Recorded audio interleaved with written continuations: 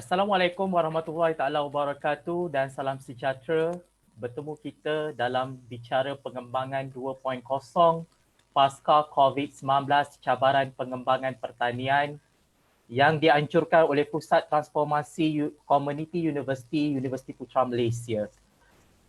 So hari ini kita akan membincangkan tentang cabaran pengembangan pertanian pasca COVID-19 dan juga PKP yang sedang melanda negara kita pada saat ini. So bersama kita pada petang ini, kami tampilkan 3 orang ahli panel yang akan membincangkan tentang cabaran pengembangan pertanian. Yang pertama, kita ada bersama kita pada petang ini yang berbahagia Profesor Datuk Dr. Mat Nasir Samsudin, Dekan Fakulti Perhutanan dan Alam Sekitar Universiti Putra Malaysia. Apa khabar Datuk? Alhamdulillah, sihat. Terima kasih kerana sudi bersama kami pada petang ni. Selamat berpuasa. Yang kedua, kita ada Profesor Madya Dr. Nosidaman. Profesor Madya Dr. Nosidam merupakan Ketua Jabatan Teknologi Pertanian, Fakulti Pertanian Universiti Putra Malaysia. Selamat datang kepada Dr. Nosida. Apa khabar? Sihat? Ya, terima kasih. Thank you. Sihat, alhamdulillah. Ya. Berpuasa ke hari ini? Puasa. Dan yang ketiga bersama kita pada petang ini adalah Profesor Madya Dr. Faiz Firdaus JC Abdullah. Profesor Madya Dr. Faiz merupakan Timbalan Dekan Penyelidikan Pengajar Siswaza dan Jaringan Industri dan Masyarakat Fakulti Perubatan Veterina Universiti Putra Malaysia. Apa khabar Dr. JC? Sihat? Alhamdulillah Dr. Roslan, terima kasih. Ada berada di mana tu? Di fakulti ke ataupun di rumah? Di fakulti. Di fakulti. Bekerja ya hari ini? Ya, bekerja. Okey. So kita ada 3 orang ahli panel kita yang akan membincangkan tentang cabaran perkembangan pertanian pada petang ini, dan kepada semua yang mengikuti kita secara live di Facebook dan juga di YouTube, anda juga boleh bersama-sama dengan kami dengan memberikan pendapat ataupun cadangan dan buah fikiran anda semua di ruangan komen. Dan saya akan mengambil beberapa soalan daripada anda untuk diajukan kepada kita punya ahli panel pada petang ini. So, semua sedia maklum bahawa PKP akan dilanjutkan sehingga 12 Mei 2020. So, ini merupakan fasa yang ketiga dalam kita melaksanakan PKP di negara kita. Menteri Kanan Keselamatan Datuk Seri Ismail Sabri Yaakob berkata Kementerian Pertanian dan Industri Makanan turut memberi jaminan bekalan makanan dari segi sayur-sayuran, daging, ayam, telur untuk bekalan kita pada bulan Ramadan ini. So saya kira dari segi bekalan makanan ini kita tiada masalah. Namun bila mana PKP dilaksanakan sudah pasti adanya cabaran dari segi pengoperasian, iaitu dari segi bagaimana kita perjalanan dari segi gangguan rantaian makanan itu sudah pasti akan wujud. Selain daripada itu juga, cabaran pengembangan pertanian juga akan turut terjejas bila mana PKP dilaksanakan, kerana ahli-ahli pengembangan kita agak sukar untuk berada di lapangan bagi membantu dan memindahkan ilmu kepada para petani dan juga penternak kita di lapangan. So soalan saya pertama, saya ajukan kepada yang berbahagia Profesor Datuk Dr. Mat Nasir Samsudin. Bagaimanakah situasi semasa dari segi bekalan makanan ketika PKP ini? Adakah terdapat gangguan dari segi rantaian makanan bila mana kita melaksanakan PKP ini? So mungkin Datuk boleh beri komen tentang perkara ini. Terima kasih. Assalamualaikum warahmatullahi wabarakatuh dan salam sejahtera kepada moderator Dr. Roslan dan juga ahli panel lain yang saya hormati, dan seterusnya tuan-tuan dan puan-puan sekalian yang mengikuti program bicara ini melalui Facebook serta live di rumah masing-masing. Berkaitan dengan bekalan makanan dan juga sekuriti makanan buat masa ini, sebenarnya kesan wabak virus COVID-19 dan PKP ini sepenuhnya kita belum tahu lagi. Bagaimanapun setakat ini apa yang berlaku adalah gangguan dalam rantaian bekalan makanan masih lagi minimum. Ini kerana bekalan makanan seperti yang Dr. Ruslan maklumkan tadi adalah mencukupi dan juga pasaran adalah stabil. Tapi apa juga berlaku kes-kes yang terpencil di Cameron Highland dan sebagainya yang berlaku, tapi itu adalah sebagai kes yang terpencil.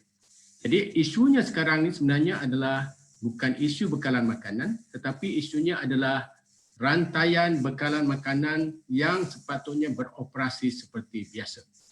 Justru itu, kita perlu mempertingkatkan daya saing, perlu mempertingkatkan daya tahan, daya saing sistem rantaian bekalan makanan kita.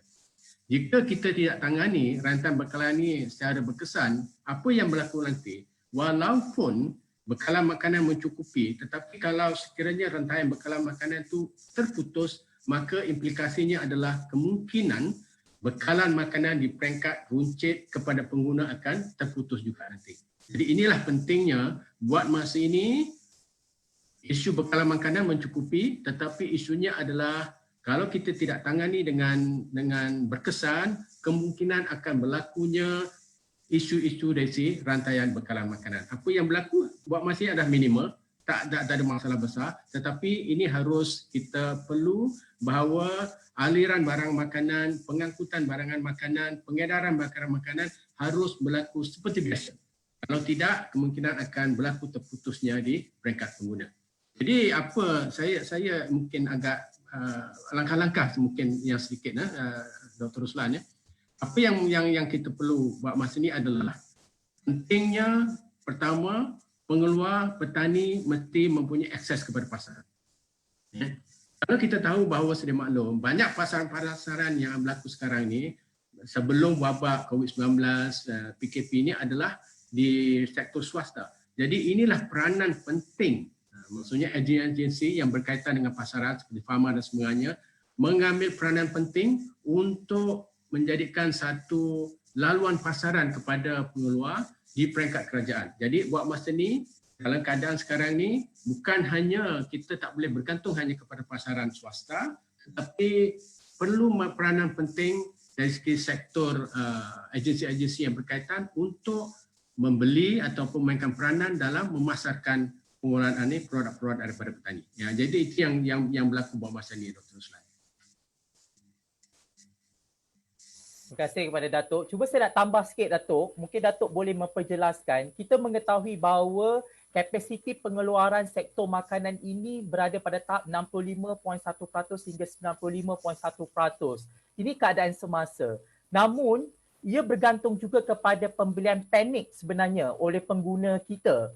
Kadang-kadang pembelian panik ini akan mengakibatkan masalah rantaian makanan itu juga akan mengalami masalah. Sebab bila mana kalau hari ini kita boleh lihat, bila mana kita pergi ke pasar raya dan sebagainya, banyak makanan-makanan yang sayur-sayuran yang kita nampak tidak ada sebenarnya di pasar raya. So adakah ini disebabkan oleh rantaian makanan yang tidak dikawal selia dengan baik ataupun bagaimana, Datuk? Okey. Kalau kita lihat sektor makanan negara kita ya, kita buat masa ini memang banyak bergantung pada import lagi ya. Secara amnya kita punya import bersih kita dalam lingkungan 18 bilion setahun ya. Tapi itu adalah dalam keadaan biasa ya. Maksudnya dalam biasa kita memang belum lagi cukupkan makanan, tapi dari segi bekalan makanan kita, sebab apa? Walaupun kita tak cukup dari segi pengeluaran dalam negara kita, tetapi kita masih juga dicukupi dengan import barang makanan ya. Jadi apa yang saudara katakan tadi, bekalan makanan adalah mencukupi, tetapi kerana yang saya katakan tadi ada sedikit gangguan-gangguan dari segi rantaian bekalan makanan itu, maka kita lihat mungkin dicampur dengan panic buying tadi tu, campur dengan panic buying, gangguan yang minimal, campur dengan panic buying, ini yang kadang berlaku di pasar raya dan sebagainya, kemungkinan tidak ada sedikit barang makanan tersebut ya. Tetapi itu adalah pada saya adalah bila keadaan ini berlaku, PKP berlaku, jadi ini yang penting yang saya katakan tadi, langkah yang pertama diambil adalah supaya pengeluar tersebut mempunyai akses kepada pasaran. Ya. Kadang-kadang kan kita tahu bahawa hari itu berlaku sayur-sayuran, bunga-bungaan di Cameron Highland dan semua, dia terbuang begitu saja, tidak dapat dipasarkan. Jadi yang pentingnya, bekalan sebenarnya mencukupi, tetapi adalah bagaimana kita perlu salurkan secara berkesan daripada pihak ladang hingga sampai ke pengguna. Itu yang saya katakan tadi. Pertama, petani mesti punya akses pasaran, dan kedua, rantaian bekalan makanan itu harus beroperasi seperti biasa. Jadi kita tahu bahawa makanan ni sebenarnya, kalaulah maksudnya buat masa ni pekerja-pekerja bahagian perubatan, dia boleh maksudnya bergerak, boleh melintasi negeri dan sungai seperti biasa. Tapi makanan kita mesti treat dia lebih penting atau sama penting dengan kesihatan. Jadi maksudnya pergerakan makanan tersebut mesti dapat berjalan daripada satu negeri ke satu negeri seperti biasa. Of course, buat masa ni alhamdulillah pergerakan makanan tersebut adalah dapat, tidak ada halangan daripada satu negeri ke satu negeri. Tapi yang apa berlaku hari itu adalah sebab kita baru mengalami keadaan macam ni. Apa yang berlaku sebenarnya negara ni sebelum kita belum mengalami lagi buat mana ni. Jadi baru saja mengalami, dan alhamdulillah saya rasa buat masa ini bekalan-bekalan makanan dah sampai ke rantaian makanan yang diperlukan. Okey, terima kasih kepada Datuk. Saya beralih kepada Profesor Man dan Dr. Nur Sidaman. Dalam situasi COVID-19 ini dan juga PKP, sudah pasti selain daripada kesan kepada rantaian makanan dan juga dari segi keperluan makanan dan sebagainya, bekalan makanan, kita juga percaya ia juga memberi impak kepada ejen pengembangan ketika PKP dan COVID-19 ini berlaku. So mungkin Dr. Nosida boleh memperjelaskan kepada kita bagaimana situasi semasa sebenarnya ejen pengembangan kita ketika waktu PKP ini, dan yang keduanya, apakah kesan langsung ataupun cabaran yang dihadapi oleh ejen dan aktiviti pengembangan semasa dan selepas COVID-19 ini? Okey, Assalamualaikum. Terima kasih moderator. Sebenarnya bila kita tengok pandemik COVID-19 ni, dia merupakan satu risiko yang kita selama ni tak jangka. Okey, risiko-risiko seperti kewangan, risiko bencana alam tu memang kita dah agak, dan kita boleh adaptasikan risiko tersebut. Walau bagaimanapun kita dapati bahawa COVID ni sesuatu yang baru dan kita amat tidak bersedia. Okey, hanya berlaku dalam 2-3 bulan ini dan kita dilingkungi oleh satu persekitaran yang baru. Jadi kesan dia bukan saja kepada masyarakat, kesan kepada petani, malah kepada agensi-agensi yang berkaitan, malah kepada sektor pertanian seperti yang panelis Datuk bagi tahu tadi, kesan yang paling ketara adalah kepada rantaian bekalan makanan. Memang terganggu kerana aktiviti-aktiviti terpaksa dihadkan. Okey, pre-pengeluaran ataupun post pengeluaran, pasca pengeluaran, ataupun pasca tuai itu memang terganggu, terutamanya dari segi pemasaran. Bila tidak ada akses, penjualan tidak boleh berlaku, walaupun pembekalan boleh dibekalkan makanan ataupun tanaman, hasil-hasil semua tu okey. Tetapi bila pembelian tu kurang, kemudian tidak ada orang pembeli, pemasaran tu menjadi lebih sempit, lebih kecil. Jadi dia akan menjejaskan sosioekonomi kepada petani, dan juga apa yang saya nak cakap dekat sini adalah kesan kepada aktiviti-aktiviti agensi pembangunan pertanian lah, seperti agensi pertanian, Jabatan Pertanian ataupun Fama dan sebagainya. Jadi kesan yang paling ketara ni kita kena tengok kepada sektor juga, subsektor. Okey, subsektor yang berkaitan dengan peladangan, contoh dia getah ataupun kelapa sawit tu dia tak terjejas sangat. Tetapi kita nampak kesan yang paling ketara adalah kepada subsektor tanaman cash crop ataupun tanaman singkat ni. Contohnya tanaman sayuran dan buahan. Kita boleh tengok dalam laporan TV ataupun surat khabar, kita dapati banyak tanaman terpaksa dibuang, tak boleh terjual. Sebabnya itulah masalah akses kepada pemasaran, dan bila kesan itu rantaian tu terganggu, maka pendapatan kepada petani itu akan terganggu jugalah. Okey, dan bila masa dalam tempoh PKP ataupun pandemik COVID ni, aktiviti pengembangan langsung tidak boleh dibuat kecuali bahagian-bahagian kritikal seperti bahagian-bahagian yang perlu turun padang, mereka akan turun. Tetapi kalau bahagian yang agak tidak kritikal, memang hanya dijalankan melalui kaedah-kaedah WhatsApp ataupun meeting, begitu saja. Nak pergi direct kepada petani, berbincang secara face to face ataupun mesyuarat seperti biasa macam diamalkan selama ni tak boleh. Dan kaedah-kaedah yang digunakan selama ini tidak boleh diguna pakai lagi. Jadi itulah kesan yang paling ketara kita boleh nampak lah. Itu cabaran-cabaran yang mungkin perlu diatasi semasa dan selepas COVID nanti. Okey, itu jawapan dari saya lah soalan tadi. Okey. Mungkin Dr. Norsida boleh menambah sedikit sebab macam Dr. Norsida sebut tadi, ejen pengembangan kita hari ini agak sukar untuk berada di lapangan. Mungkin kita boleh meletakkan ejen pengembangan kita ini sebaris dengan frontliner lain. Macam hari ini kita hanya nampak frontliner kita hanya dalam bidang kesihatan saja. Dan mungkin di kalangan ahli-ahli pengembangan ini juga perlu diletakkan di hadapan supaya ia dapat membantu dari segi sektor pengeluaran dan juga makanan. Sebab saya mengambil contoh salah satu daripada kita punya peserta yang bersama kita pada petang ini, beliau menyatakan bahawa Jabatan Pertanian perlu membantu petani-petani ini untuk memasarkan produk mereka. So apa pendapat Dr. Norsida? Okey, dalam terma pengembangan pertanian, kita panggil pegawai-pegawai pengembangan pertanian ni sebagai frontliner. Mereka yang paling turun padang dan paling dekat sekali dengan petani, kita panggil frontliner. Perkataan tu bukan muncul selepas kita mengalami COVID dan bukan muncul kerana frontliner doktor ataupun nurse ataupun polis atau tentera mereka gunakan dulu, tak. Tetapi frontliner ni, perkataan ni memang khusus untuk pegawai pertanian yang mendekati masyarakat, turun padang dan buat kerja. Okey, itu frontliner lah.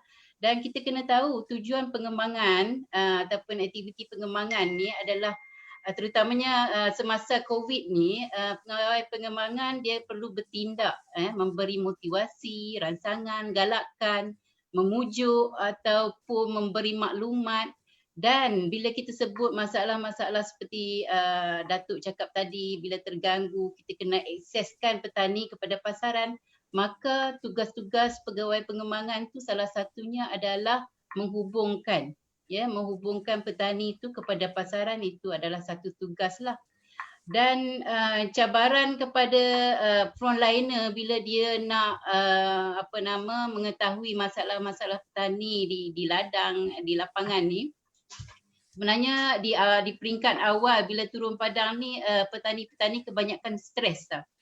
Dia rasa tertekan bila mana produk-produk tak dapat terjual, terpaksa dibiarkan, hasil tak ada, pendapatan untuk tanaman seterusnya pun tak ada, nak dirotatekan, jadi mereka agak tertekan. Jadi bila pegawai kita turun padang, mesti dia punya isi hati, rasa tak puas hati dan sebagainya tu dilepaskan kepada pegawai pengembangan lapangan lah. Jadi macam mana kita kena ambil tindakan yang jangka masa pendek ni membantu petani lah supaya penyelesaian dapat diberikan kepada mereka. Okay, itu jawapannya lah. Okay, terima kasih Dr. Norsida. Kita beralih kepada Dr. JC. Dr. JC, tadi Dr. Norsida sebut tentang peranan pembangunan peranan pengembangan ini. Mereka ini sebenarnya berada di barisan hadapan. Mereka ini sebagai golongan yang kita kata akan mendidik dan juga akan memberi motivasi kepada petani kita. Mungkin perkara ini adalah satu peranan yang kita anggap sebagai peranan yang biasa yang dilaksanakan oleh pegawai pengembangan.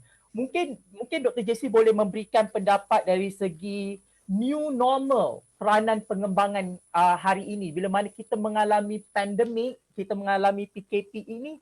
apakah peranan-peranan yang kita boleh nampak ia adalah di luar daripada kebiasaan sebenarnya yang mungkin boleh dilakukan oleh ahli-ahli pengembangan kita? Terima kasih moderator Dr. Roslan Rosnon. Assalamualaikum. Selamat sejahtera kepada semua rakyat Malaysia, kepada warga UPM, warga akademia, warga agensi yang berada dengan kami. Saya mengucapkan ribuan terima kasih kepada UCTC UPM telah menjemput saya untuk menjadi panel pada hari ini. Terima kasih berbalik pada soalan Dr. Roslan Rosnon. Apa yang kita telah mengalami sekarang ya tuan dan puan adalah satu situasi yang tidak kita jangkakan, yang seperti disebut oleh yang berhormat Perdana Menteri kita, unprecedented times. Dan Datuk Mat Nasib juga memberitahu bahawa kita mengalami satu pengalaman ataupun satu era yang kita tidak pernah berlaku atau pengalaman sebelum ini. That's we call unprecedented time. Apa yang saya telah kaji ialah melalui Journal of Extension. Ada sebuah jurnal untuk pengembangan dipanggil Journal of Extension terbitan bulan April 2020. Editor jurnal tersebut menyebut seperti ini, kita perlu berfikir dengan cara yang berlainan, di mana bidang pengkhususan perlu reboot atau reformat atau menukar fokus cara kita melaksanakan pengembangan biasa. We have to exchange normal extension kepada cooperative extension. Extension ataupun pengembangan secara bekerjasama.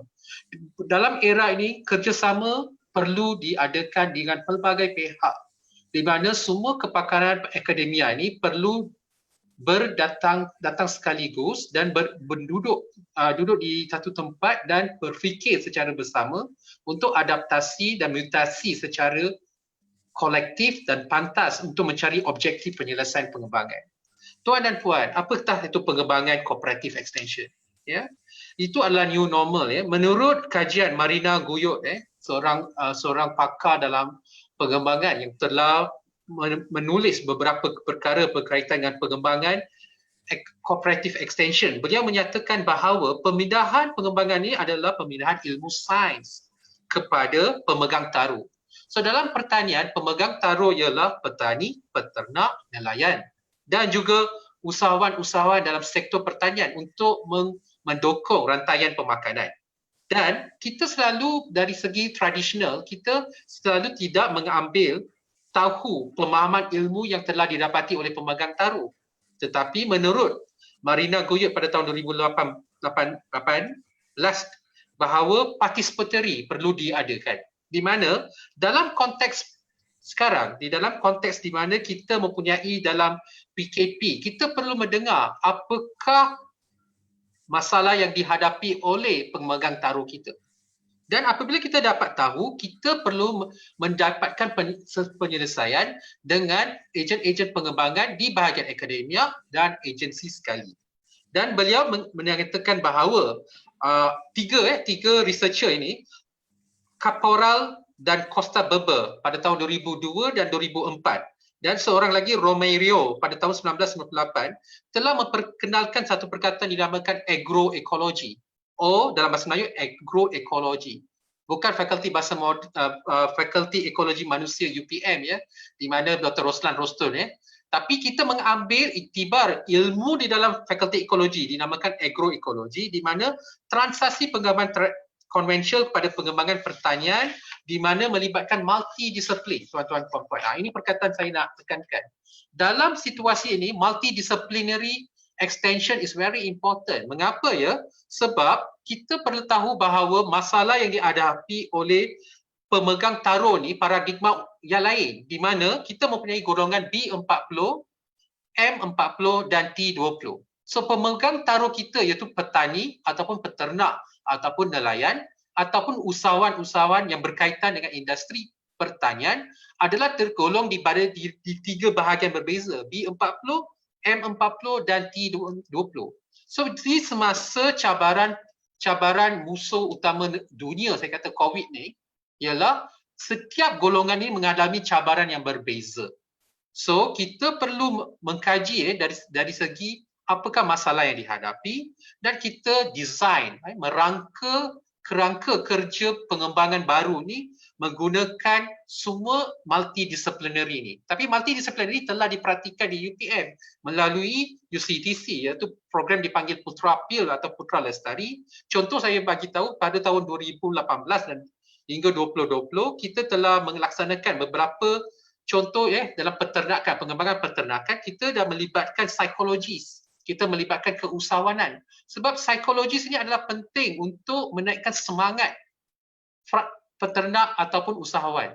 So dalam konteks ini, kita perlu contoh cooperative extension saya boleh cadangkan di sini. Contoh dalam peternakan ya.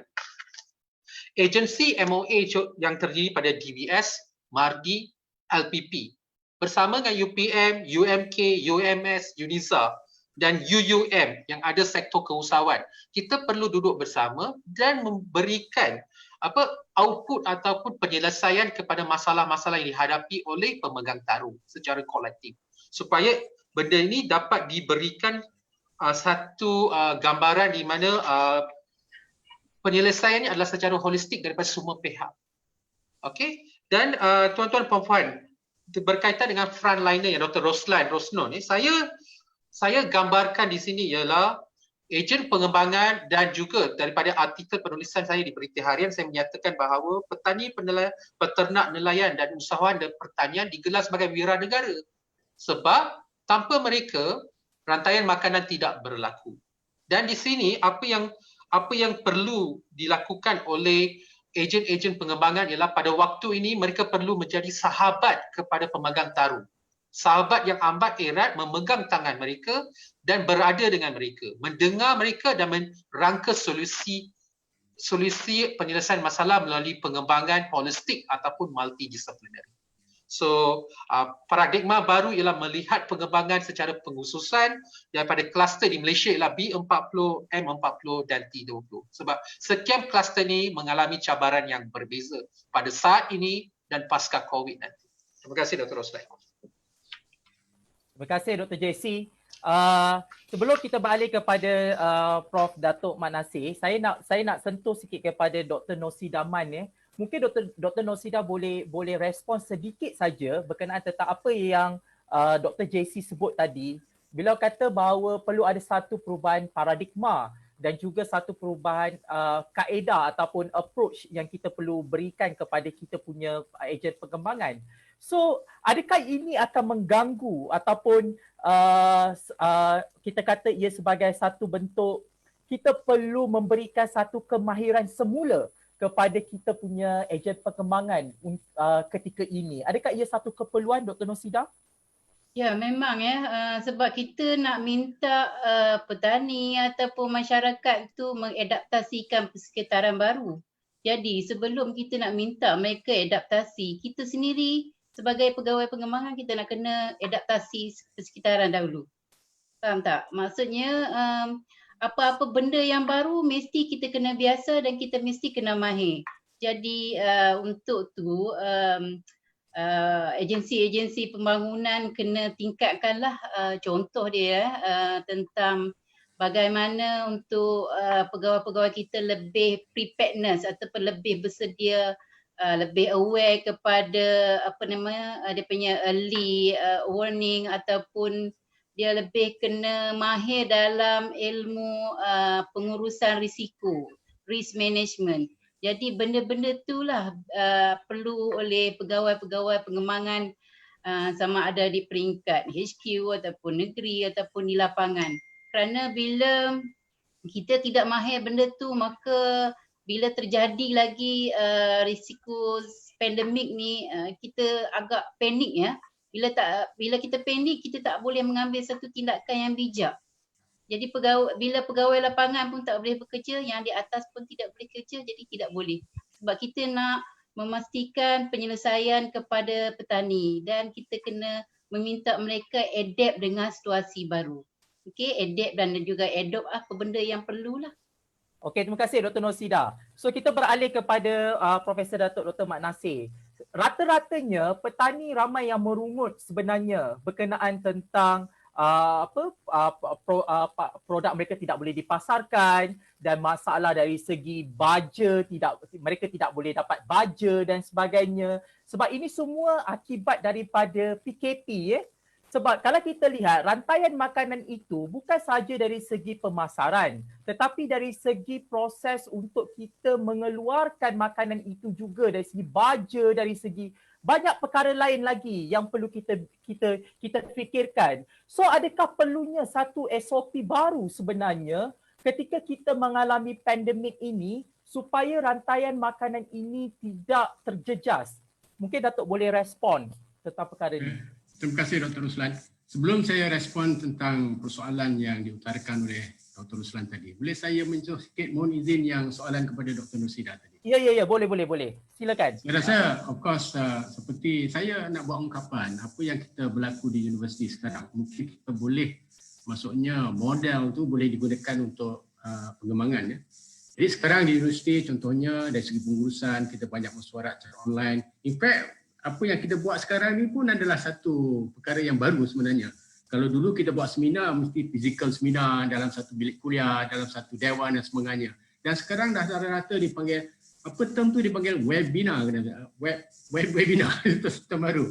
Jadi kita kuliah pun dah mula jalan online, thesis dan juga kita, in fact kita sudah membuat webinar pun secara online sekarang.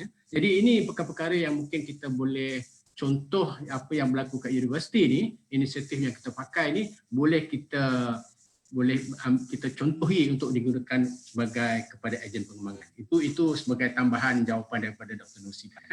Jadi balik kepada persoalan daripada Dr. Ruslan tadi, apakah langkah-langkah SOP yang baru, program-program yang baru dan sebagainya. Jadi saya kira ada dua tahap. Tahap pertama adalah tahap sekarang ini, di mana kita masih di mana wabak COVID-19 ini masih lagi meningkat dan juga kita dalam PKP. Itu adalah tahap pertama. Tahap kedua adalah yang penting juga, sama pentingnya adalah pasca COVID-19 nanti. Apa akan berlaku? Sekiranya semua wabak ini sudah tamat, sudah habis dan sebagainya, bagaimana kita untuk memperkasakan daya tahan bekalan makanan kita, ya. Jadi saya merujuk patah balik kepada yang sekarang ni. Yang banyak diperkatakan sekarang ni memang, dan kita pun telah perkatakan bahawa pertama, saya dah maklumkan tadi, petani mesti mempunyai akses pasaran. Itu adalah penting, ya. Sama ada daripada pihak swasta atau pihak kerajaan. Itu yang pertama. Kedua, seperti yang Dr. Ruslan maklumkan tadi, kita memastikan bekalan input pertanian kepada pengula mesti ada. Jadi bekalan input pertanian seperti baja, chemical, biji benih, makanan ternakan dan sebagainya tidak boleh terputus. Kalau itu adalah maksudnya sumber dia. Kalau itulah bekalan input ni terputus, maka kita walaupun rantaian bekalan makanan kita dah tangani dengan baik, tetapi kalau pengeluarannya terputus, maka kita tak boleh jamin bahawa rantaian bekalan makanan hingga pengguna itu juga terjamin. Itu yang perkara yang kedua. Ketiga, kita juga perlu mengurangkan kerugian lepas tuai. Jadi seperti yang kita maklum bahawa COVID-19 ni adalah seperti yang Dr. Jazzy pun dah katakan tadi, unprecedented event berlaku. Jadi saya rasakan banyak nanti akan berlaku tentang kemungkinan besar meningkat keterbatasan pengangkutan dan sebagainya, maka kita perlu program lepas tuai yang lebih baik. Ya. Kita kena ada dari segi penyimpanan, pemprosesan dan sebagainya. Ya. Walaupun pemprosesan tak berskala besar, tapi pemprosesan secara kecilan mestilah kita tingkatkan ini. Ya. Sebab bila kadang-kadang ada kegangguan dari segi pasaran dan sebagainya, maka barang-barang itu mungkin, kerana kita tahu bahawa banyak barang makanan adalah jenis yang cepat, minta izin bahasa Inggerisnya adalah perishable, cepat rosak. Maka kita perlu ada inisiatif di mana kita mengurangkan kerugian lepas tuai tersebut dengan cara program-program penyimpanan dan juga dari segi pemprosesan secara kecil. Yang seterusnya juga, kita juga memastikan bahawa penyimpanan stok makanan kita mesti mencukupi. Ini juga adalah penting. Kita tak tahu sampai bila COVID-19 ini dalam masa sekarang. Mungkin 2-3 bulan, mungkin pada bulan hadapan, mungkin sampai akhir tahun. Jadi kita mesti ada cukup bekalan makanan kita sekiranya COVID-19 ini dalam senario yang ekstrim sedikitlah, ya. Mungkin senario yang baik mungkin 1 bulan 2 bulan dia akan habis, tapi kalau senario yang maksudnya yang agak ekstrim, kemungkinan akan berlanjutan sampai beberapa bulan. Jadi memastikan penyimpanan stok makanan kita sekiranya berlakunya darurat dan sebagainya penting. Maksudnya kita mesti minta stok makanan 4-5 bulan dan sebagainya untuk kegunaan pengguna-guna ataupun rakyat Malaysia kita, ya. Selain daripada itu, kita juga perlunya memastikan peserta di sepanjang bekalan atau makanan tu dia maklum, kerana masa kesihatan mereka pun perlu dijaga. Maksudnya dalam kita memastikan dari segi penyimpanan, dari segi pengangkutan, dari segi pengedaran makanan sebagainya, welfare, kebajikan pekerja itu adalah penting juga. Jadi kita memastikan peserta di sepanjang rantai bekalan makanan tersebut mestilah mempunyai kesedaran bahawa wabak COVID-19 ini adalah boleh memudaratkan pekerja-pekerja dalam rantai makanan. Jadi kita perlu ada pastian juga, ya. Dan seterusnya juga saya rasa dah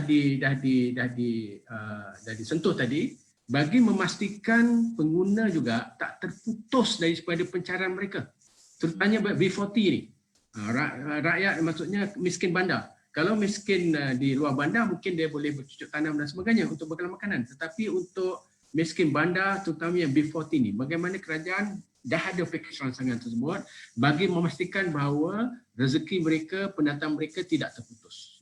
Jadi ini adalah kebajikan.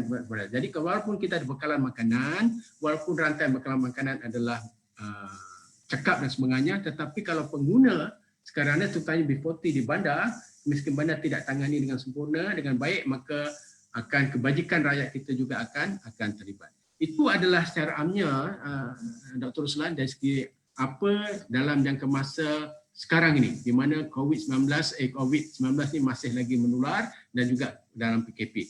Tapi dalam jangka masa panjang, kita perlu tahu. Sekarang katakan dalam senario yang COVID-19 ni mungkin akan kita tidak mengalami lagi dalam masa 2-3 bulan dan sebagainya. Jadi apa yang pentingnya berlaku, seperti juga yang telah dinyatakan oleh salah seorang panel tadi, pengeluaran makanan ni sebenarnya, kalau kita lihat dibandingkan dengan pengeluaran industri tanaman industri seperti kelapa sawit, dan juga dibandingkan dengan pengeluaran barang industri, dia banyak lagi terdedah dengan risiko dan ketidakpastian. Dalam bahasa Inggerisnya risk and uncertainty lebih tinggi. Maka perlunya, saya rasa dah ada negara tapi belum sangat diaktifkan dari segi early warning sistem amaran awal ni. Jadi kemungkinan akan berlaku perkara-perkara ini di masa akan datang. Jadi kalau kita ada sistem amaran awal ni yang berfungsi, yang begitu bagus sekali, di mana pengeluar pun, petani pun memahaminya, pemborong pun memahaminya, pengguna pun memahaminya. Jadi dia tahu 2-3 bulan lagi sebelum benda ni berlaku, maka beberapa inisiatif telah boleh diambil. Contohnya untuk COVID-19 ni, kita dah dengar COVID-19 ni pada bulan Disember sebenarnya, 2019. Januari dah kita tahu, Februari dah tahu. Tetapi kita tak ada lagi sistem amaran kepada rantaian bekalan makanan. Jadi patutnya by Disember kita dah tahu. Mac ni saya rasa kemungkinan penularan wabak 19 ni akan lebih tinggi negara kita. Jadi bagaimanakah bekalan makanan kita? Bagaimana harga makanan kita? Bagaimana input-input petani kita dan sebagainya. Jadi ini adalah orang kata sistem amaran awal ni untuk pengeluaran makanan ni perlu, mungkin dah diwujudkan tetapi perlu diaktifkan. Sama juga dengan macam kata keselamatan negara lah, macam keselamatan negara sama juga. Maksudnya sekiranya pada akan datang akan berlakunya situasi macam ni, adakah kita bersedia? Maksudnya jadi kita mesti ada sistem amaran awal yang begitu penting sekali. Kedua, dari segi amalan pengeluaran makanan ini dari segi post COVID-19, kita tahu bahawa kita tidak boleh lagi maksudnya mengeluarkan makanan kita ni secara kecil-kecilan, di mana petani-petani pun sudah berumur dan sebagainya. Dia harus diamalkan, harus dioperasikan oleh usahawan. Jadi kita tahu bahawa selain daripada teknologi dan sebagainya, sebenarnya usahawan ni adalah penting. Maksud pengeluar-pengeluar mempunyai ciri usahawan adalah penting supaya dia dapat mengoptimalkan input-input yang mereka gunakan, supaya dapat meningkatkan produktiviti dan sebagainya. Jadi sudah sampai masanya lah, maksudnya pengeluaran makanan ini adalah diterajui oleh usahawan. Kalau dibandingkan dengan sektor tanaman industri kelapa sawit, sebenarnya kalau kelapa sawit 70% adalah diusahakan oleh peladangan yang besar. Ya, mereka ni adalah dengan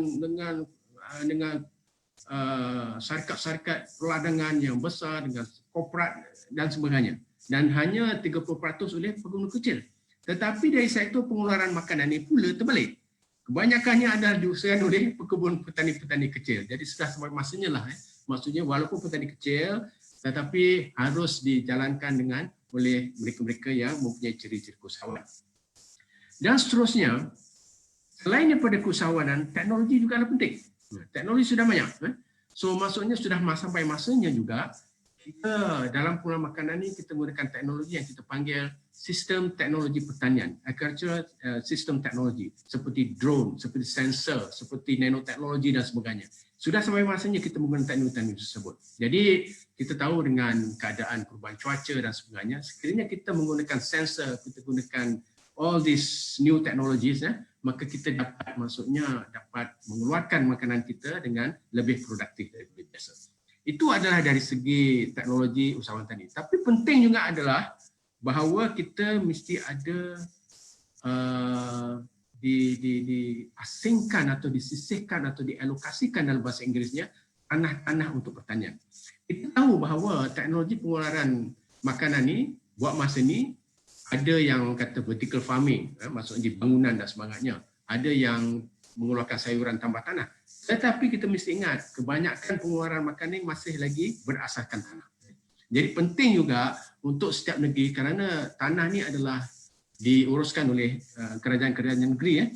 Maksudnya tanah-tanah ni patut dikhususkan. Ini adalah tanah untuk pengeluaran makanan. Tidak boleh diusik. Tidak boleh dikonvert kepada perumahan dan sebagainya. Itu adalah penting. Apa yang berlaku sekarang ni, banyak berlaku sekarang ni. Jadi kita mesti mempunyai satu program yang khusus bahawa di setiap negeri mesti diasingkan, disisihkan, dialokasikan. Ini adalah tanah-tanah untuk pengeluaran pertanian. Saya nak menyentuh satu lagi. Kalau dibandingkan dengan negara-negara maju seperti New Zealand, Australia, juga mungkin Korea Selatan dan sebagainya. Sebenarnya kekuatan pengeluaran makanan mereka ni adalah melalui koperasi. Kita dah tahu bahawa koperasi di negara kita ada lembaga pertukaran peladanan dan sebagainya. Tetapi koperasi ni sebenarnya kalau kita dapat jalankan dengan baik, sebenarnya pulangan daripada koperasi itu adalah juga tambahan pendapatan kepada petani.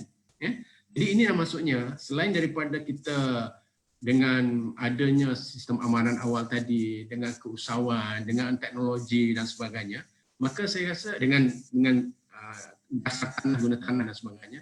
Tetapi kalaulah maksudnya kita dapat amalan pengeluaran tanah oleh petani ini secara berkooperasi, maka di sinilah maksudnya pendapatan, lebihan pendapatan dari koperasi itu dapat dibagi balik kepada petani sebagai pendapatan yang tambah. Jadi selain daripada itu, kita tahu bahawa satu lagi saya nak sentuh adalah dari segi proses pembandaran ni. Kita tahu bahawa sekarang ni lebih kurang 60% penduduk kita adalah duduk di bandar.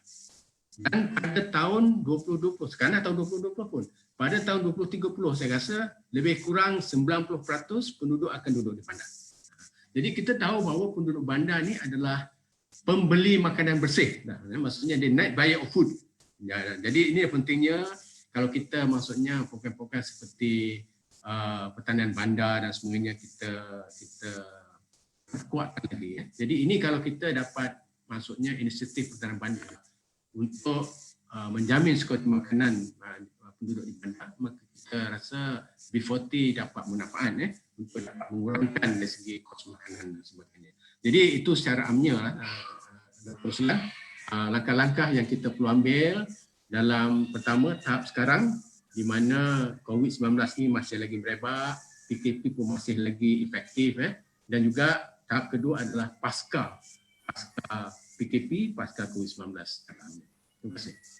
Okey Datuk, mungkin Datuk boleh tambah sikit tentang kita banyak bercerita tentang pengeluaran di dalam Bagaimana pula dengan rantaian makanan kita yang kita ekspor ataupun kita import? Bila mana COVID ini berlaku, saya kira rantai itu juga akan mengalami masalah. Bila mana kita sukar untuk nak ekspor kita punya makanan macam padi sebagai contohnya. So apa yang kita boleh lakukan sebenarnya, Datuk? Ya. Itu adalah satu soalan yang saya rasa begitu baik sekali dari moderator. Kita tahu bahawa bekalan makanan kita ni cara amnya belum mencukupi lagi. Walaupun kita tahu bahawa kedudukan sekuriti makanan, indeks sekuriti makanan kita adalah kedudukan 28 daripada 113 negara. Dari segi kedudukan kita adalah bagus. Kerana sekuriti makanan ni dia memikirkan dari segi ketersediaan makanan, dari segi accessibility makanan, dari segi pencapaian makanan dan sebagainya, dari segi stability makanan. Tapi yang penting juga adalah soalan tadi, iaitu dari segi ketersediaan makanan. Ketersediaan makanan kita adalah sama ada kita keluarkan sendiri ataupun kita import. Maksudnya makanan ada dalam negara kita adalah sama ada kita keluarkan sendiri ataupun kita import.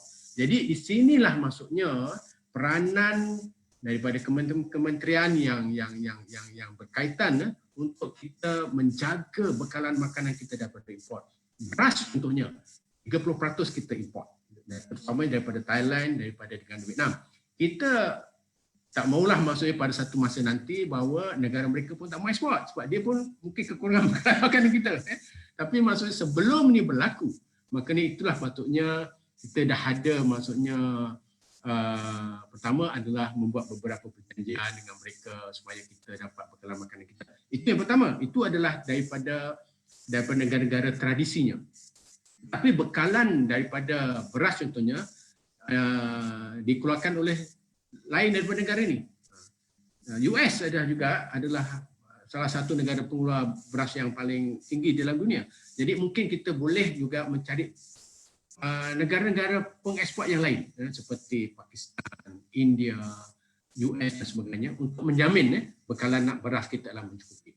Bukan beras saja, kalau kita lihat bahawa daging kita hanya lebih kurang 20%, susu segar, susu kita dalam lebih kurang 10%, daging kambing kita pun dalam lebih kurang 10% saja, sayur-sayuran pun kita dalam kurang 70% saja, buah-buahan dan sebagainya. Ikan, walaupun ikan ni kita dah orang kata dah mencukupi 1%, tapi ingat ikan ni kita banyak dapat daripada lautan. Jadi sumber lautan ni dia lama-lama akan kehabisan. Maka kita juga memastikan bahawa pengeluaran daripada sistem aquaculture ni juga adalah mesti dia lebih mantap dan sebagainya. Jadi untuk menjawab persoalan daripada Dr. Ruslan tadi, yes, iaitu kita masih lagi bergantung kepada import makanan kita bagi menjamin ketersediaan atau sekuriti makanan negara kita. Jadi kita mesti ambil cara proaktif. Maksudnya apakah supaya bekalan import kita tidak terputus, proaktif, perjanjian-perjanjian mesti setelah dijalankan buat masa sekarang ya, supaya sekiranya lah, kita tak mahu itu berlaku, sekiranya lah dalam ekstrim, kes yang ekstrim bermakna COVID-19, PKP ni akan berlanjutan dan sebagainya. Jadi selain daripada saya katakan tadi, memastikan bekalan makanan kita mencukupi tadi tu, setelah daripada stok makanan kita dan sebagainya, maka kita sudah membuat beberapa perjanjian sekarang supaya bekalan makanan kita yang pentinglah seperti beras, seperti daging dan sebagainya supaya dia mencukupi. Ya. Okey, terima kasih kepada Datuk. Saya beralih kepada Dr. JC. Dr. JC, so apa yang tadi Datuk sebut dari segi rantaian makanan itu adalah kita mempunyai sedikit saja masalah sebenarnya dari segi terutamanya bila mana kawalan PKP ini terlaksana, so agak sukar dari segi accessibility sebenarnya sebab banyak yang dikawal. Mungkin Dr. JC boleh memberikan pendapat sedikit tentang bagaimana sebenarnya peranan-peranan agensi seperti Pharma dan sebagainya bagi membantu untuk memasarkan ataupun menyebarluaskan lagi dari segi pasaran untuk golongan peternak, petani dan sebagainya supaya ia tidak akan berlaku lambakan di peringkat bawah. So bagaimana pendapat Dr. JC tentang perkara ini? Okay, teruslah terima kasih atas soalannya. Berkaitan tentang lambakan bahan-bahan tersebut itu adalah bergantung pada geografi berada pasaran tersebut. Sebab di Malaysia kita ada beberapa negeri dan kita tahu pada negeri dan setiap negeri ada pasarannya tertentu. Dan ada negeri yang pasarannya yang ikan adalah lebih banyak daripada daging lembu. ataupun daripada ayam. So itu adalah berdasarkan pasaran. Dan sistem pasaran ini perlu dibuat secara lebih paradigma yang berlainan, iaitu dari segi atas talian. Dan juga kajian pemasaran perlu dilaksanakan. Ada beberapa soalan daripada peserta saya nampak di sini, ialah mereka mengatakan, mengeluh bahawa kebanyakan produk mereka tidak dapat dijual ataupun tidak dapat diwawarkan. Itu yang penting, ini jaringan kerjasama, tuan dan puan. Jaringan kerjasama ni perlu diwujudkan sebelum pasca ataupun pandemik. Maka ini adalah lesson to be learned, ya. Kita dalam fasa belajar, ya. So fasa ni ialah mengajar kita bahawa jaringan tu adalah amat penting, jaringan kerjasama. Bila satu bahan susah dipasarkan, bagaimana alternatif lain. Tetapi semua industri mengalami satu cabaran yang di mana ada yang untung sedikit, ada yang merugi. So dalam konteks ini, itulah ejen pengembangan perlu memainkan peranan, di mana bagaimana untuk mengatasi permasalahan tersebut secara holistik dan mendapatkan nasihat ataupun mendapatkan ilmu yang didapati di akademia dan juga di agensi, dan dimasukkan sekali dalam satu package dan diberikan pada pemegang taruh. So bagaimana perkara itu boleh dilakukan? So menurut Assistant Professor Jonathan Swinton daripada Utah State University, dalam penulisan beliau pada jurnal terbaru ni pada tahun April 2020, beliau meminta profesional pengembangan perlu mencari inovatif baru untuk mencapai satu solusi pada pemegang taruh pada keadaan sekarang. Dan alternatifnya adalah diberikan ialah atas talian, di mana seperti yang disentuh oleh Datuk Mat Nasir bahawa Datuk Mat Nasir mengatakan kita membuat mesyuarat ini ataupun pertemuan ini adalah atas talian. So dan mengikut Garis et al. 2014, Allen and Barnes 2016, Anabia dan Wijaya Lakshmi pada tahun 2017, dan Brixman et al. 2017 dan Loro et al. Ini terbaru 2019, menyatakan bahawa penggunaan media sosial merupakan satu alternatif sebagai ejen pengembangan dan pemasaran. Itu merupakan satu alat kegiatan yang paling mujarab lah, kita kata ubatan mujarab dalam perniagaan ataupun pada waktu ketika ini adalah menggunakan media sosial dan rangkaian kerjasama. Dan kita kena ingat bahawa dalam perniagaan rangkaian kerjasama itu adalah sangat penting. Itu yang akan membantu kita sebagai plan backup kita, tuan-tuan dan puan-puan. Tetapi cabaran dalam penggunaan media sosial, saya sentuh Dr. Roslan, dari segi pengembangan. Saya banyak memikir bagaimana cabaran pengembangan adalah pada waktu ketika ni. Bagaimana seperti saya kata tadi bahawa semua perlu ada secara multidisciplinary, dan semua agensi dan akademia perlu berada pada satu platform yang sama pada waktu ketika ni lah, tuan-tuan dan puan. So ada satu soalan daripada peserta bertanya, bagaimana kita boleh bekerjasama dalam platform tersebut? Mudah, platform tersebut ialah real time extension. Kita perlu ada real time extension. Dalam media sosial, ia bukan satu perkara real time tuan-tuan dan puan. Itu adalah satu sebab ada beberapa pakar pengembangan dari luar negara menyatakan bahawa media sosial bukan lagi satu alatan komunikasi yang berkesan untuk agensi perkembangan, sebab dia tidak menyentuh pemegang taruh secara spesifik tetapi secara general, keseluruhan. Maka ilmu pengembangan ataupun solusi pengembangan tidak boleh disampaikan secara general, ia adalah satu perkara yang spesifik. So bagaimana kita nak atasi? Ialah real time mode. Di UPM, melalui UCTC UPM pada tahun 2019, kita telah mewujudkan satu real time solution melalui Powerhouse Solution UCTC, iaitu menghasilkan satu aplikasi pengembangan real time yang dinamakan sebagai Universiti Putra Malaysia Farm Track. Dan yang ini buat masa ni hanya memfokuskan pengembangan secara holistik, multidisciplinary, melibatkan ternakan ruminan, di mana di dalam perkara tersebut agensi, iaitu contoh yang kita terlibat ialah DVS, Department of Veterinary Services, Jabatan Perkhidmatan Veterina. Maka ejen pengembangan mereka boleh berada dalam kita punya real time, Dan pakar-pakar kita daripada universiti UPM, katakan universiti lain, kalau kementerian nak menggunakan kepakaran daripada UNIZA ataupun kepakaran keusahawanan daripada UUM, boleh berada dalam real time tersebut. Dan kita boleh memilih peternak ataupun saya bercakap berkaitan peternak, kalau nak petani. Dan permasalahan dan sebagainya boleh dimasukkan dalam real time ini dan kita boleh berada dalam bilik ini. Tetapi kita memberikan solusi. Sebab dalam real time, gambar boleh dibuat naik turun dan perbincangan secara holistik, semua ejen pengembangan boleh berada di situ. Itu salah satu cara. Tetapi ya, Dr. Roslan, tuan-tuan dan puan-puan, kita kena fikir, bukan semua tempat atau ladang di Malaysia ada capaian jalur lebar. Sebab yang tadi saya kata Internet of Things. Yang ini adalah kepada mereka yang mempunyai internet. Bagaimana pada golongan yang B40 ataupun petani-petani seperti kata Datuk Mat Nasir, bahawa kebanyakan peternak atau petani negara kita adalah kecil-kecilan. Dan yang itu yang kita perlukan koperasi. Bagaimana kepada mereka yang tiada, saya pernah jumpa peternak lembu yang tiada internet, masih pakai Nokia yang kecil. So bagaimana kita nak capai pada mereka? Pada pendapat saya ya, tuan-tuan puan-puan, ini pendapat saya ya. Sometimes basics are the fundamental answer. We must go back to basics, tuan-tuan dan puan-puan. Kita kena pergi kembali kepada asas. Asas itu adalah jawapan. Apakah jawapannya, tuan-tuan dan puan-puan? Penulisan. Penulisan secara bersama dengan semua agensi dan akademia pada topik yang sama akan membantu untuk menyelesaikan masalah.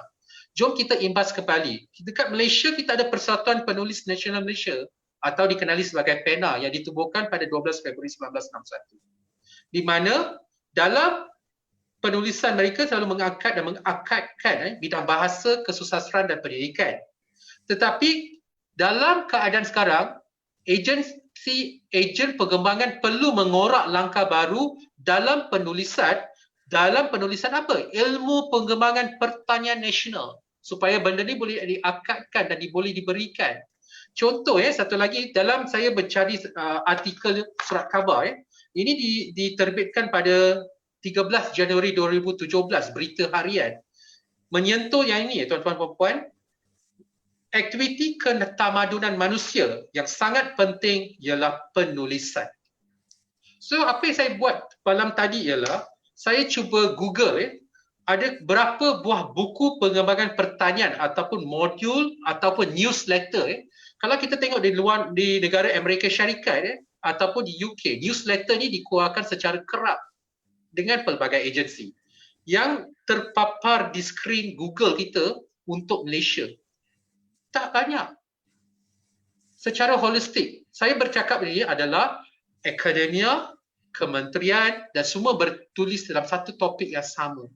Dan yang ini boleh dibuat-buatkan kepada semua golongan. Penulisan tu adalah amat berkuasa ya. Dan contoh ya tuan-tuan puan-puan, dalam Google saya nampak banyak buku pengembangan daripada negara jiran iaitu Indonesia. Maka ini adalah salah satu cara, ialah dua cara yang kita boleh bawakan kembali.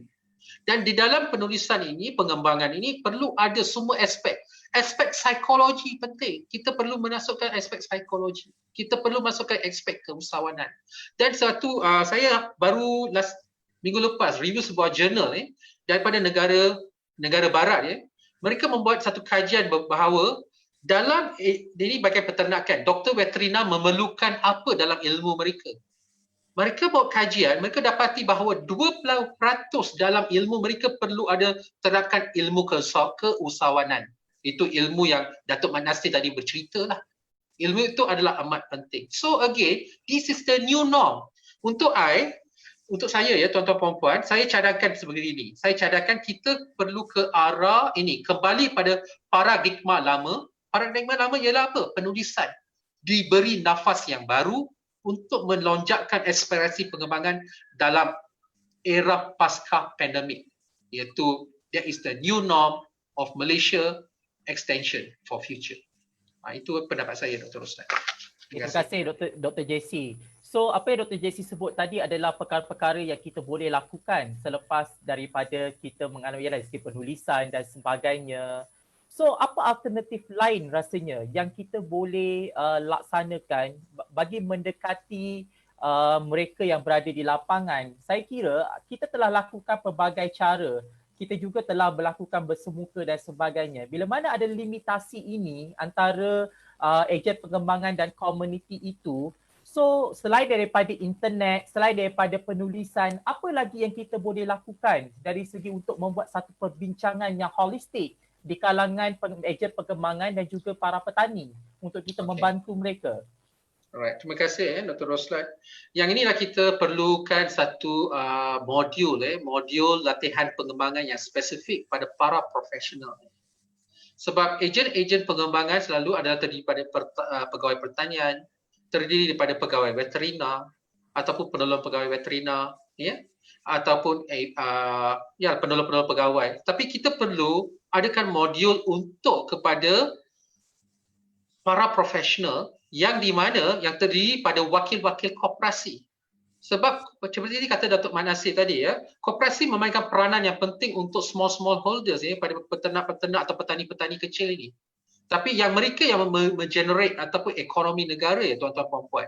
So kita perlu mengadakan latihan di situ, dan latihan daripada mereka tu akan disebarkan.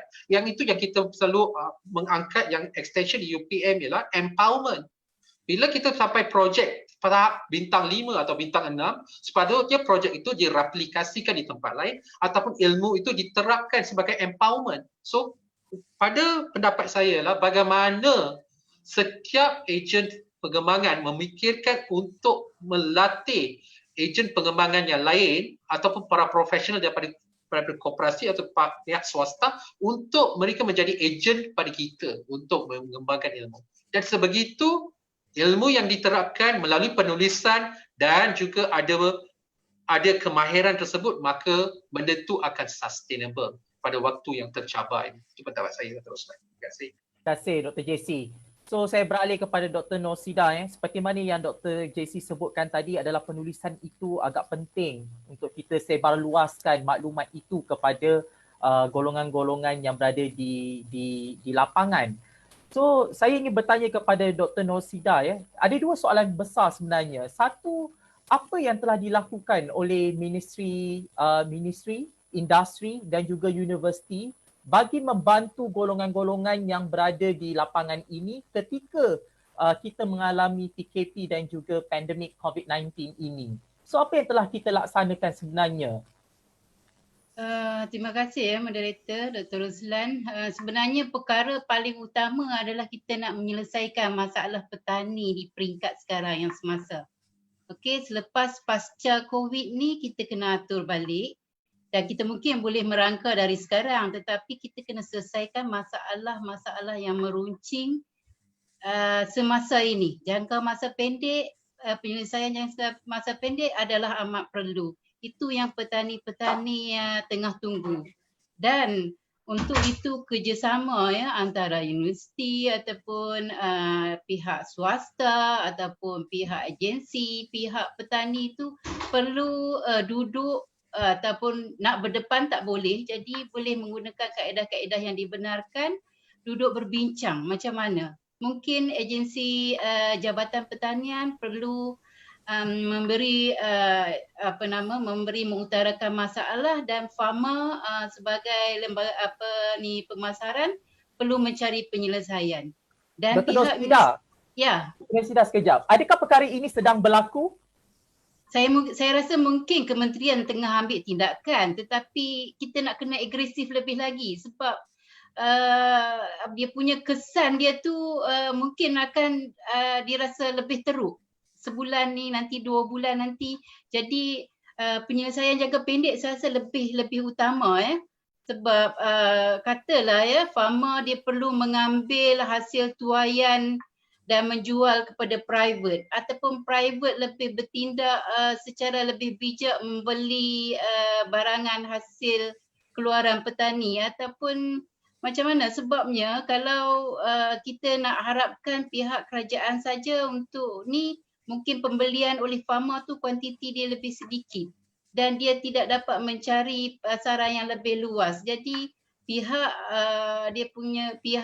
swasta perlu lebih agresif mendekati petani. Dan dalam masa yang sama saya cakap tadi kerjasamalah pihak universiti mungkin bukan saja UPM ya, malah universiti-universiti yang lainnya ada berkaitan dengan agriculture mungkin boleh memberi pandangan ataupun nasihat kepada pihak kerajaan, pihak swasta ya untuk mencari jalan yang lebih inilah untuk pastikan tiada gangguan proses pengeluaran, proses pos pengeluaran, ekspor dan juga import. Sekarang mungkin kita fikir kita kena import jangan terganggu supaya makanan kita cukup ataupun proses pengeluaran jangan terganggu, tetapi kita kena tahu ada di kalangan petani yang mengeksport barangan mereka. Jadi kita nak pastikan juga apa langkah-langkah yang perlu diambil lah untuk membantu mereka. Yang penting kita selesaikan cepat ya. Itu alternatif yang sebenar yang perlu dilakukan oleh pihak kita lah. Sama ada kerajaan ataupun pihak swasta ataupun petani itu sendiri. Tetapi petani ya, kalau untuk yang skala besar saya rasa tak ada masalah. Mereka mempunyai modal yang mencukupi untuk pusingan seterusnya tanaman. Tetapi kalau untuk petani kecil ni, bila pendapatan mereka terjejas kerana tidak dapat menjual hasil barangan, jadi pendapatan untuk dibuat modal pusingan seterusnya tu mereka akan hadapi masalah. Jadi pegawai-pegawai pengembangan macam mana perlu bagi motivasi, perlu bagi maklumat, ransangan, package, galakan ataupun kalau ada ganti rugi ataupun bantuan tu perlu kita hebahkan dengan cepat dan kita boleh tenangkan mereka lah sebab kita tahu petani ni adalah seorang hero yang jarang didendangkan sedangkan mereka ni adalah pembekal makanan kepada kita jadi jangan terlepas pandang lah dalam hal tu. Okey, Dr. Norsida, saya nak tambah sikit soalan kepada Dr. Norsida. Saya percaya Universiti Putra Malaysia adalah universiti yang sangat terkenal dan kita kehadapan ya dari segi pertanian. So, saya juga percaya bahawa kita telah melakukan pelbagai penyelidikan dan kita juga telah menerbitkan hasil penyelidikan kita mengenai pertanian. So bagaimana kita ingin mempackagekan apa yang kita ada dari segi saranan yang kita boleh sampaikan kepada kerajaan dan juga agensi yang terbabit. So mungkin Dr. Norsida boleh perjelaskan tentang perkara ini. Okey, selama ni ya terutamanya Fakulti Pertanian memang aware terhadap masalah-masalah pertanian dan banyak kajian dilakukan sama ada kajian berbentuk teknikal ataupun social science ya. Jadi apa yang dah ada ataupun apa yang sedang dilakukan tu kalau boleh keluarkanlah ya ataupun dari segi sama ada penulisan ataupun dari segi apa yang boleh kita bantu masyarakat. Selama ni saya nampak sepanjang tempoh PKP ni kita banyak mengeluarkan artikel yang berbentuk mungkin sebenarnya nak menenangkan petani, nak menenangkan masyarakat.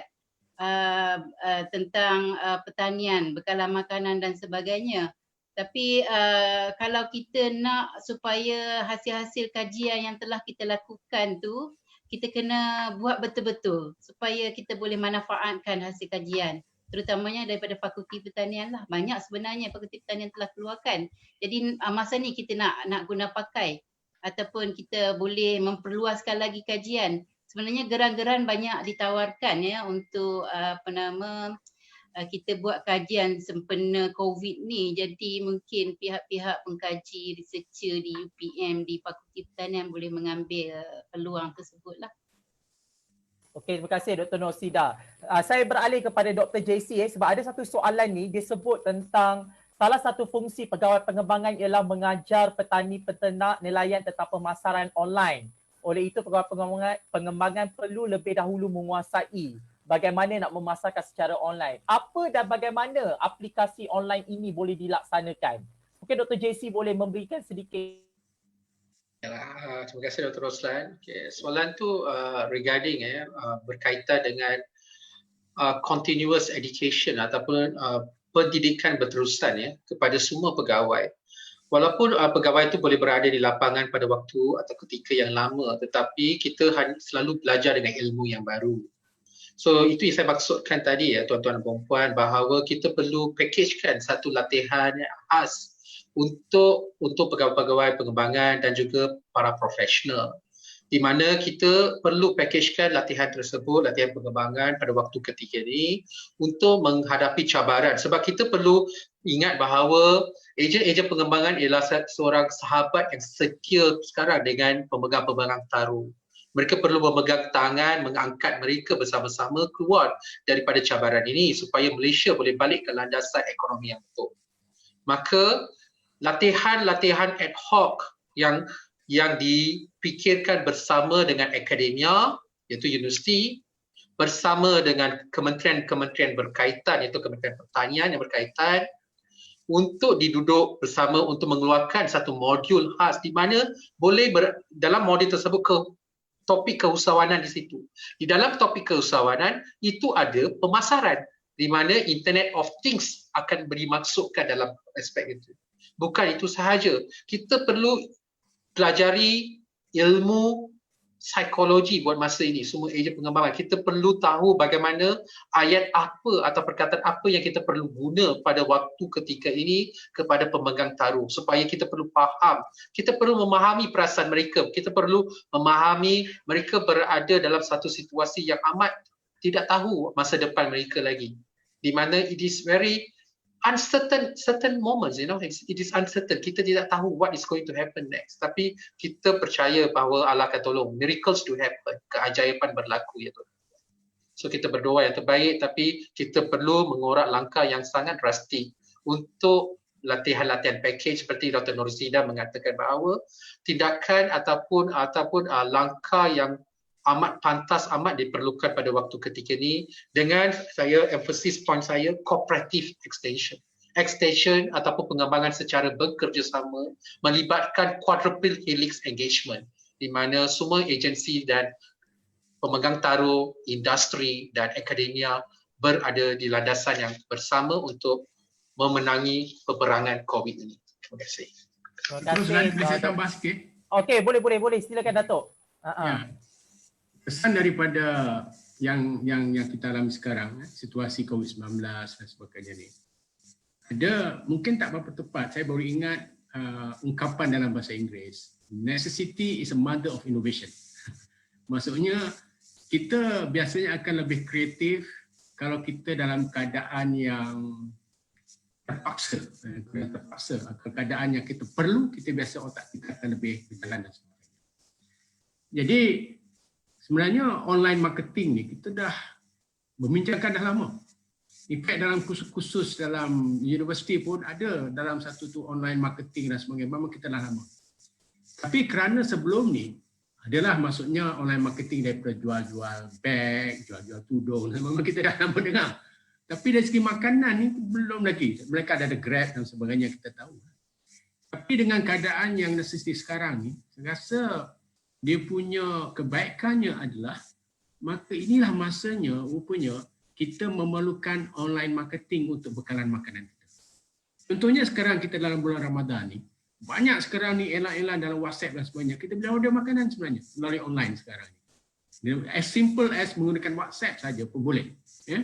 So itu lah mereka. Jadi saya rasa benda para ni kita dah ada.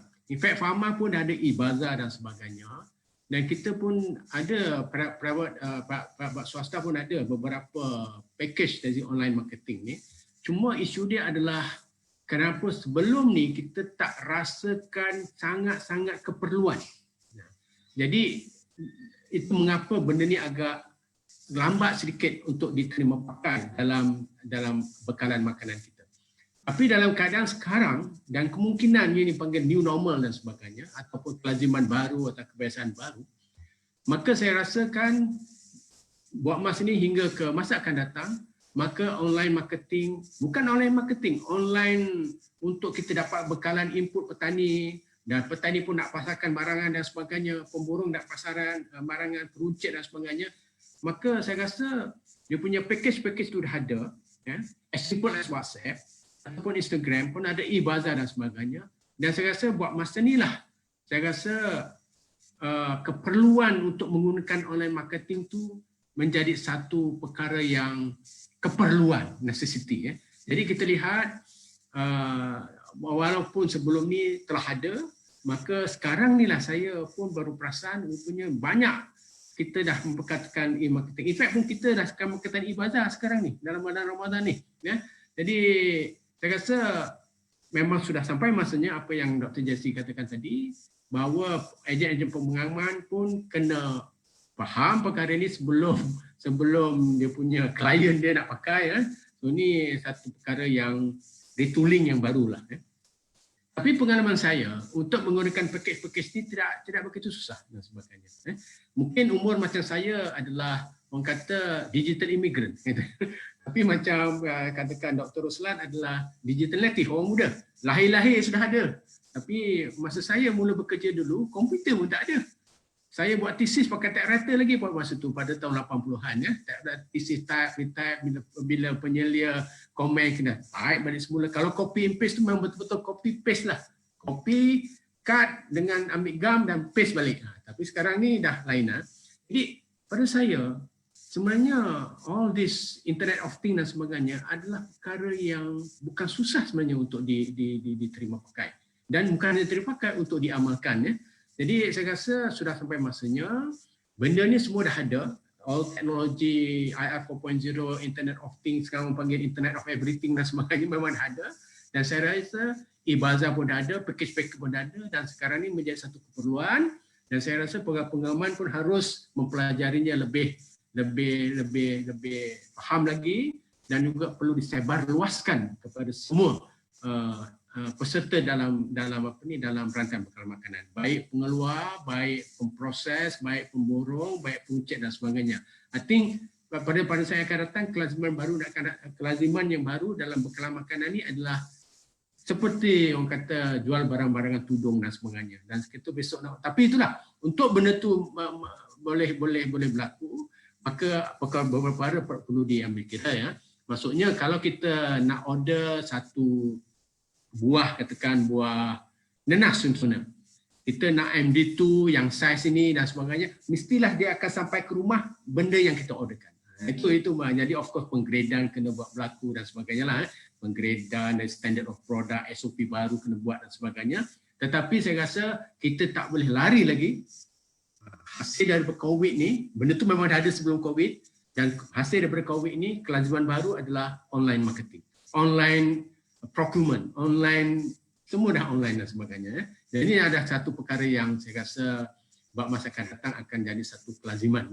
Dan saya rasa tidak perkara yang susah untuk dipelajari, bukan untuk dipelajari dan satu perkara yang tidak susah untuk diamalkan pun. Jadi untuk menjawab tadi soalan tu, saya rasa sudah sampai masanya kita buat online dan sebagainya. Dan ini ada perkara-perkara yang saya rasa post COVID-19 pengembangan pun kemungkinan secara online contohnya. Tapi kita kena fikirkanlah macam mana nak buat online, macam kita memberi kuliah sekarang pun secara online. Kita perlukan untuk buat online teaching dan sebagainya. Walaupun online tetapi keberkesannya adalah super dengan cara fizikal. Itu yang perlu kita cabaran-cabaran yang kita perlu ambil. Okey, Tuan Moderator, saya nak tambah sedikit daripada Datuk cakap tadi. Sebenarnya kita semua kena ready sebab negara perlu menuju kepada digital supply chain. Setiap supply chain tu dia memerlukan digital sebagai dia punya cara dia lah. Jadi tak kira agensi ataupun petani ataupun wholesaler, retailer, pengguna ataupun post house handling, transportation semua memerlukan digital.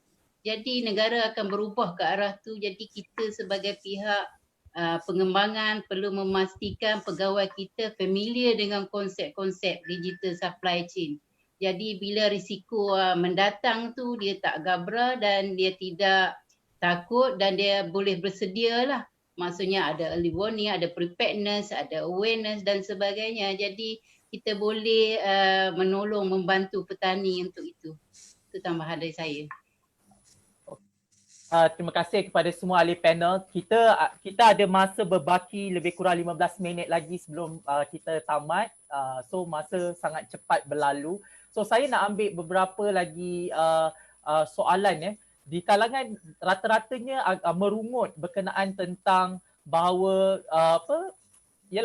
mereka susah untuk akses kepada baja dan banyak perkara yang mereka agak sukar dari segi untuk memasarkan barangan mereka, sebab kalau macam sayur dan sebagainya itu semua, saya kira agak sukar untuk kita membuat secara online sebab mengambil masa juga untuk nak menghantar 2-3 hari dan sebagainya. So ini perkara yang kita nampak. Saya nak tanya kepada Profesor Datuk Dr. Mat Nasir lah, adakah perlunya kerajaan memberi satu kelonggaran lagi ataupun kita kata kebenaran kepada golongan-golongan yang terbabit dengan sektor pertanian ataupun perikanan ini untuk dibenarkan beroperasi seperti sedia kala. So apa pendapat Prof Datuk?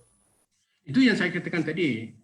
Pertamanya adalah logistik rantaian bekalan makanan ini tidak boleh terhenti. Maksudnya kita mesti pandang bekalan makanan ni adalah sama penting atau mungkin lebih penting daripada isu kesihatan. Isu kesihatan adalah penting, tetapi isu bekalan makanan adalah penting. Jadi yang pertama tadi tu saya kata bahawa operasi rantaian bekalan makanan mesti tidak boleh berhenti. Walaupun bekalan makanan ada, contohnya macam sayur-sayuran, buah-buahan dan sebagainya, tetapi kalau bekalan makanan itu terputus, maka kesannya adalah kepada pihak pengguna dan sebagainya.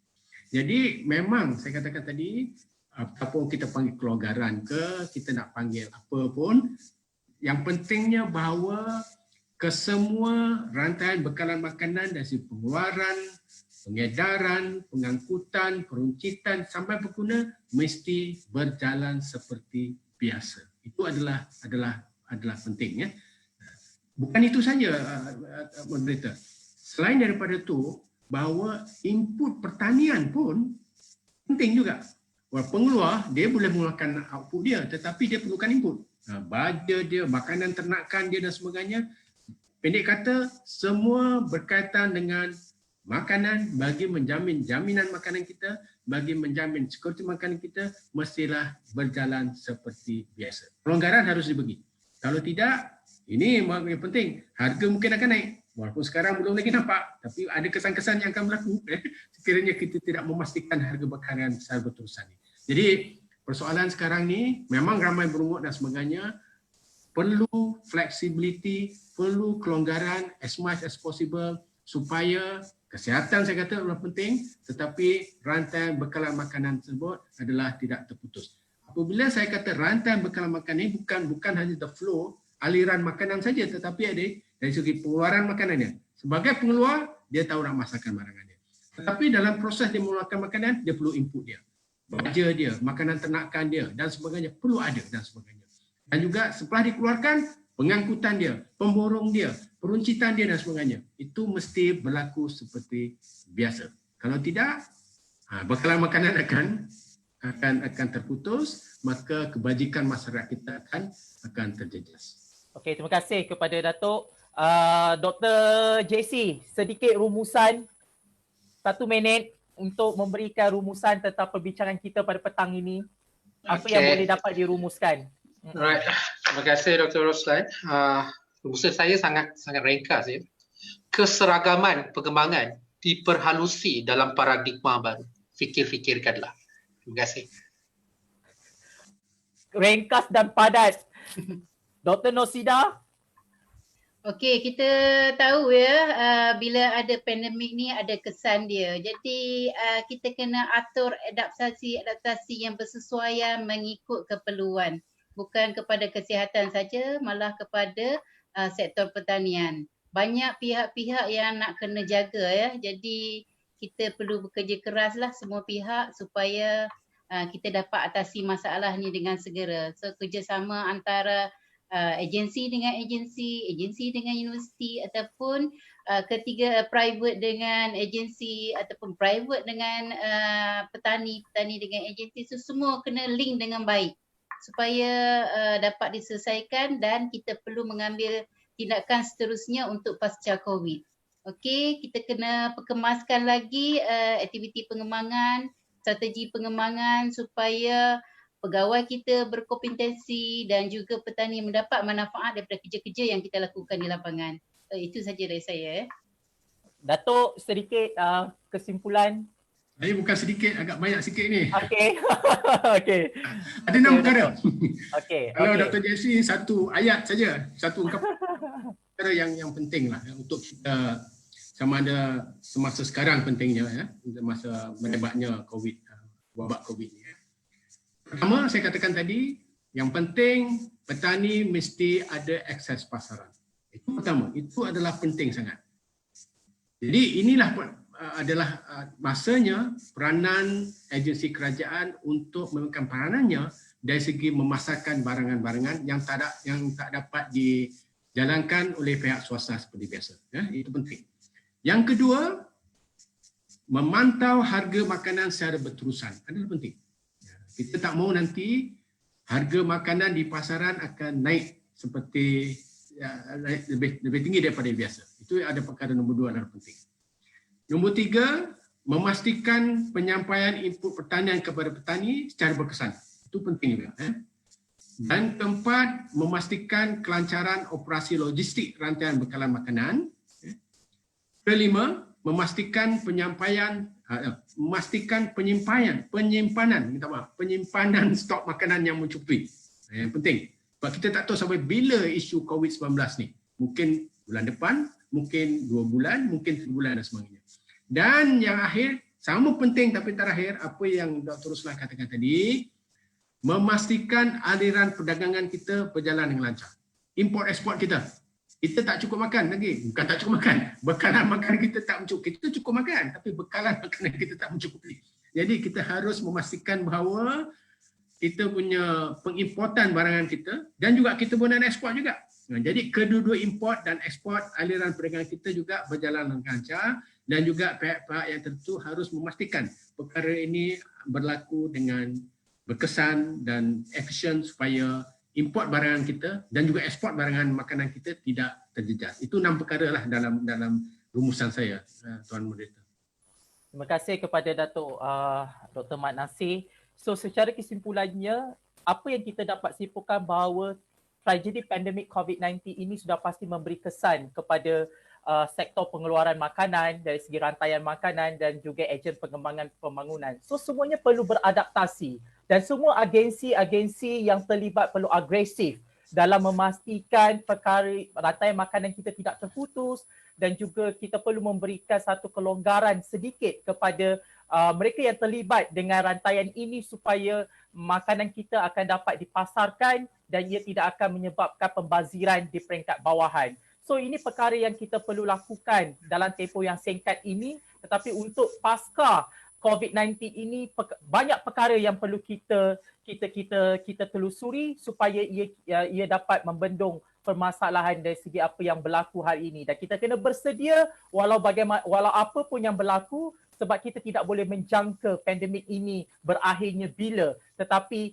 kita perlu melakukan sesuatu dalam membantu petani kita di bawah dan juga ejen pengembangan kita supaya mereka mempunyai orang kata empowerment dalam melakukan sesuatu pengembangan terhadap petani. So ini perkara yang kita perlu lihat, dan saya kira semua ejen-ejen pengembangan, semua institusi mendapat manfaat dari segi perbincangan kita pada petang ini, dan lakukanlah sesuatu, jangan sekadar kita hanya bercakap saja dan berbincang dan berakhirnya di sini, tetapi kita perlukan satu tindakan apa yang kita boleh lakukan bagi memastikan kelestarian pertanian peternakan kita di Malaysia ini. So sebagai moderator, saya ingin mengucapkan ribuan terima kasih yang tidak terhingganya kepada semua ahli panel kita yang berbahagia, Profesor Datuk Dr. Mat Nasir Samsudin, Dekan Fakulti Perhutanan Alam Sekitar Universiti Putra Malaysia. Terima kasih kepada Profesor Madya Dr. Nur Sidaman, Ketua Jabatan Teknologi Pertanian Fakulti Pertanian Universiti Putra Malaysia.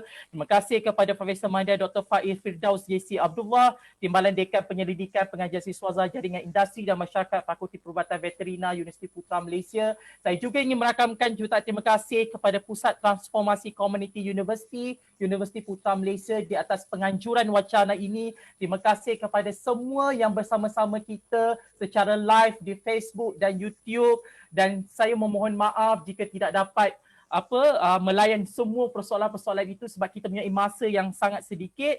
Namun kita mengharapkan bahawa perbincangan ini bukan berakhirnya di sini dan kita boleh meneruskan lagi diskusi ini untuk masa akan datang. So saya dengan ini mengucapkan terima kasih kepada semua. Sekian, wabillahi taufiq wal hidayah. Wassalamualaikum warahmatullahi wabarakatuh dan salam sejahtera kepada semua yang bersama kita petang ini. Okay, terima kasih.